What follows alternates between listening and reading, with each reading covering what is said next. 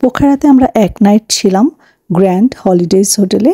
এটা একেবারে লেক সাইডে, আর ট্যুরিস্ট বাস পার্ক থেকে আসতে 250 টাকা লাগবে ট্যাক্সিতে। চমৎকার একটি হোটেল, পায়ে হেঁটেই লেক সাইডে যাওয়া যায়। আগোডা থেকে আমরা এটা বুকিং করে এসেছিলাম, এখানে এসে টাকা পে করেছি। এক নাইটের জন্য আমাদের লেগেছে 3400 টাকা। এই টাকার মধ্যেই আমাদের ব্রেকফাস্টটা ইনক্লুডেড ছিল। তো ঢুকতে আপনারা দেখেছেন এতক্ষণ। আর এবার রুমের ভিউটা দিচ্ছি। 2টা বেড, আমি এবং আমার মেয়ে ছিলাম।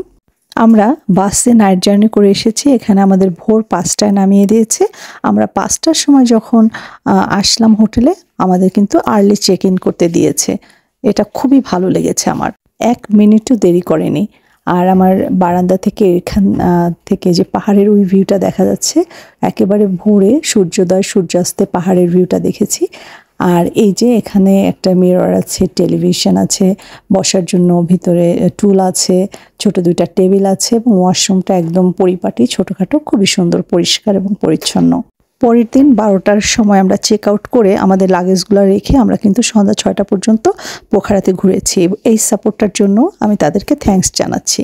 সকালে 6:30 থেকে ব্রেকফাস্টের টাইম স্টার্ট হয়। এটা হচ্ছে নিচে ব্রেকফাস্টের এরিয়া। আমি এখানে আপনাদেরকে ওদের মেনুগুলো দেখিয়ে দিচ্ছি। আপনারা যখন হোটেলে থাকবেন রুম থেকে এই খাবারগুলো অর্ডার করে নিতে পারেন। তবে আমরা বাইরে থেকে লাঞ্চ এবং ডিনার করেছি।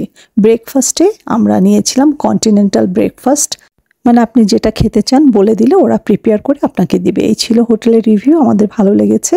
আপনারাও ট্রাই করে দেখতে পারেন। আজকে বিদায় নিচ্ছি। ভিডিওটি ভালো লাগলে লাইক, শেয়ার, কমেন্টস করবেন। সবাই সুস্থ থাকবেন। টাটা।